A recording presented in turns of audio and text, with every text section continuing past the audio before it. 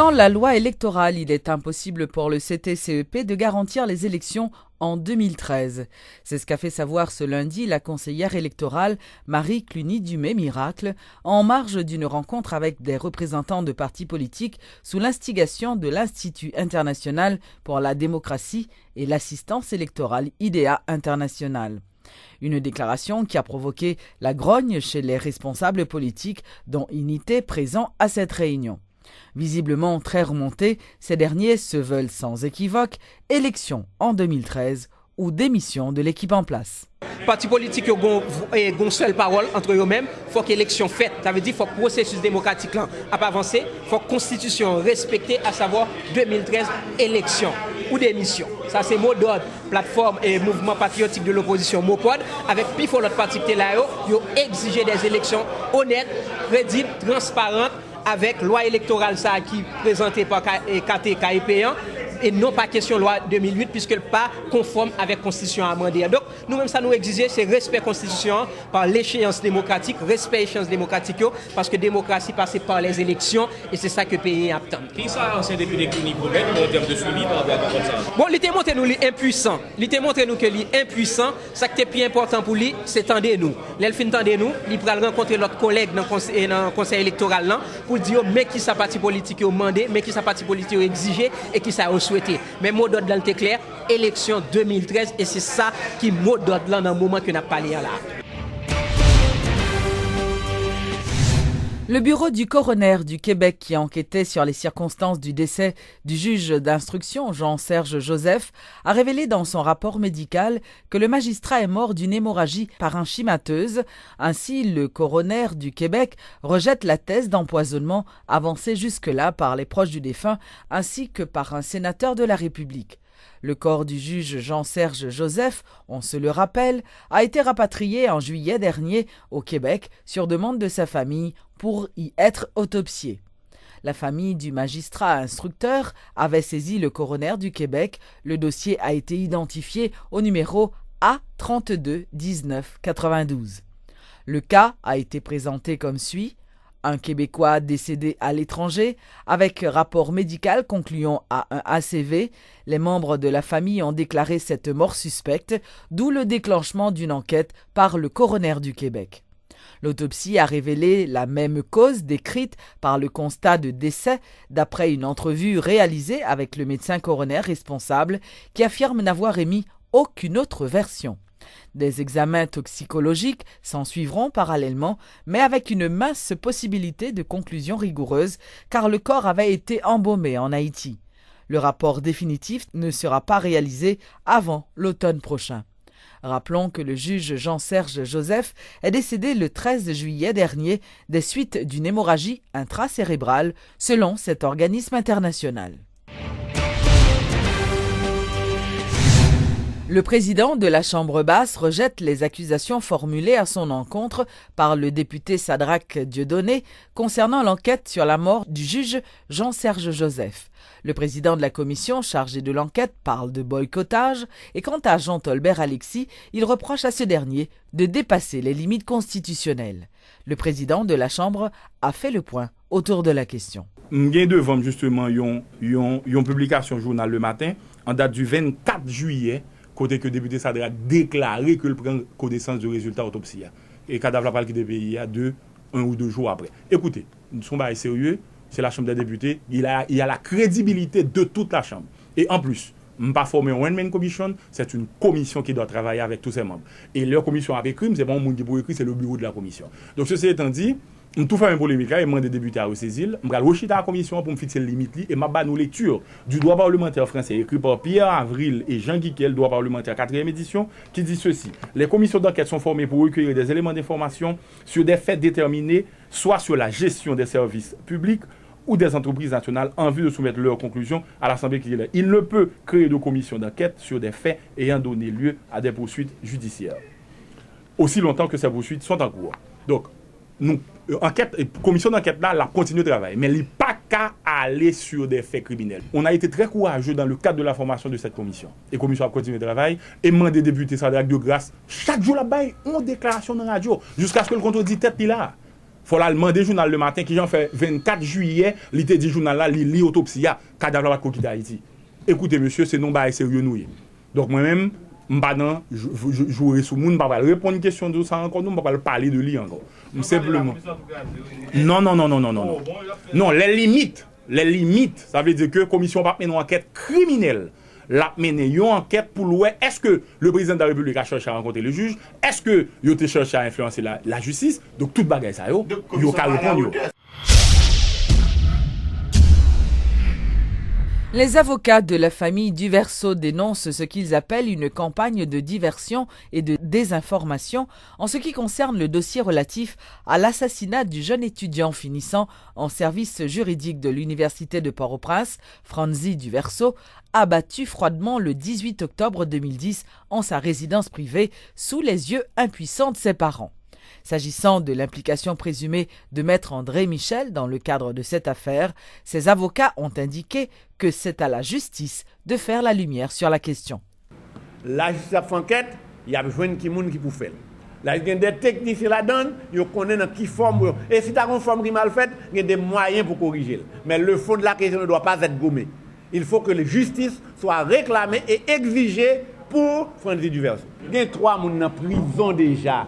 3 personnes en prison, on va aller plus André Michel. Pourquoi on fait oublier ça dans prison? Il y a 2 policiers en prison, il y a le frère de Joseph Floristal en prison, qui est frère de Floristal. C'est Mounio et tout. Ils sont en prison déjà. Oui. Il a arrêté, même il a mandat d'amener d'ailleurs, même là, il a fait mandat d'amener par Maître André Michel là. Et il a arrêté, il a même en prison 2 policiers et Josué Floristal. Donc ce n'est pas Maître André Michel qui peut viser. Son procès criminel, il y a quelqu'un qui a été assassiné. Il y a plusieurs personnes qui la donnent. Il y a des gens qui sont en prison déjà. Et Maître André Michel a un mandat d'elle. Et comme la police n'a pas joint ni, et li pas. Maître André Michel a carrément mandat d'amener. Et puis à travers le bateau, on a fait des marches présenter pour contre lui. Mais comme la justice n'a pas joint ni, ils ont mis des mandats d'amener. Ça, c'est affaire la justice là.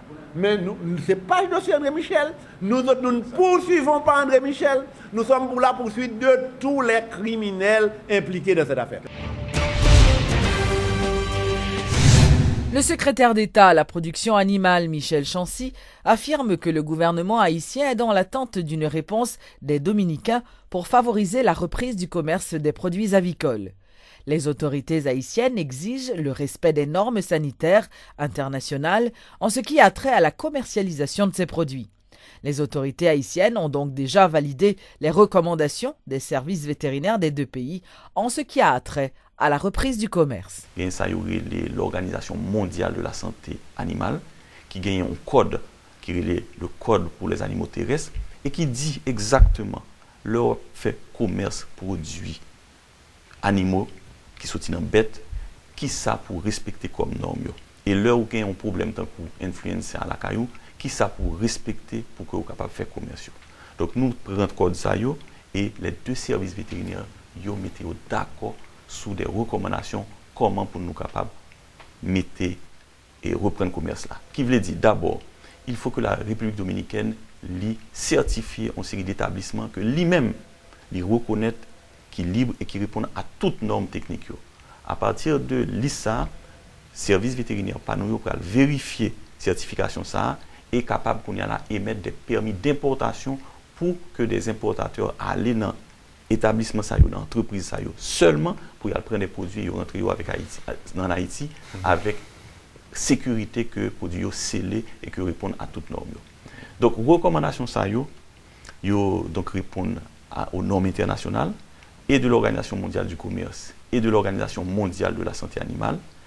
Le gouvernement de la République d'Haïti a accepté les recommandations et le gouvernement de la République dominicaine qui te prend en pile temps avant que lui dit on bagaille sous recommandation que propre service vétérinaire pas le fait, eh bien nous fait que connaît que yo accepté principe pour que c'est sous base ça.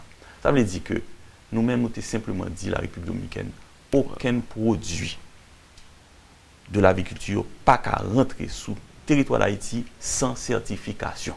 Et ça, nous pas branding sous ça. Mais ça qui est clair, c'est qu'il y a des normes internationales. La République dominicaine d'accord actuellement pour y respecter les normes. Le secrétaire d'État à la relance agricole, Joseph Vernet, s'est rendu le week-end dernier à Lomont, une localité de la commune de Miragouane, dans le but de s'enquérir des problèmes des petits agriculteurs de cette section communale qui font face à la sécheresse et ne peuvent nourrir leurs habitants. Le secrétaire d'État a, au nom du gouvernement, promis de doter ces derniers de matériel nécessaire, tout en prévoyant de faire profiter aux jeunes de séances de formation en agriculture. La visite du secrétaire d'État à la relance agricole dans cette section communale de Miragouane revêt une importance capitale pour ses habitants. Sécheresse, absence d'irrigation, désintérêt des jeunes au travail de la terre, Lomont fait face aujourd'hui à de sérieux problèmes. Le secrétaire d'État, Joseph Vernet, s'est enquis de ces difficultés et a promis au plus vite des solutions. Nous venons dans Lomont, nous rendons compte que gagner une pompe qui l'a depuis tantôt 4 ans. Mais il se trouve que la pompe n'est pas fonctionnelle. Alors que l'eau est là, canal est là, mais il se trouve que l'eau a gardé l'espace agricole pour nous regarder à périr parce qu'il n'y a pas de l'eau. Donc pour cela, nous sommes venus justement pour nous capables de voir qui problème qui gagne, tant sur le plan technique que sur le plan organisationnel, en termes sociaux, et bien pour nous capables d'essayer d'accompagner, encadrer groupement paysan, tout producteur dans la zone là, de façon à ce que nous sommes capables d'un booster à production dans la zone là pour que nous pour changer la vie. À tour de rôle, hommes et femmes, petits agriculteurs ont soumis leurs doléances au secrétaire d'État à la relance agricole. Tous sont prêts à rentabiliser l'exploitation de leurs terres. Mais faute d'instruments aratoires mécanisés et d'encadrement technique, ils continuent de produire rien que pour subsister. Nous travaillons pour 1000 ans, mais à peine si nous avons 40 à 50 hommes qui lancent. Si les gens n'ont pas manger, nous avons de l'eau là. Nous avons vraiment que on s'est traité à pas qu'à travail. Parce qu'il n'y a pas de dans la zone ça, il ne peut pas faire ici. Et les garçons, ils ont tout mourir.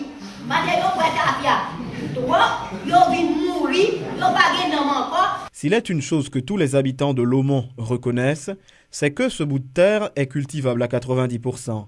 Maïs, petits mil, légumes, Lomont est capable de produire toutes ces denrées et bien plus.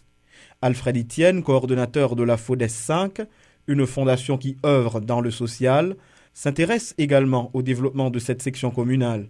Avec le secrétaire d'État, ce dernier promet de travailler étroitement pour matérialiser le projet de relance agricole dans la zone. Nous avons un programme qui est les savoirs des gens de la terre, qui est très bon pour organiser des groupes qui travaillent et sur le plan technique et sur le plan entrepreneurial. Donc avec le ministère, nous croyons que nous pourrons le mettre en application et technique ça que nous déjà expérimenté dans l'autre zone. Faire de Lomont un exemple en matière de production agricole, c'est un rêve que partagent presque tous les habitants de cette section communale. Mais ce rêve semble, pour l'instant, irréalisable, du moins en apparence, puisqu'un fort pourcentage de jeunes gagnent sa vie en exerçant le métier de taxi-moto.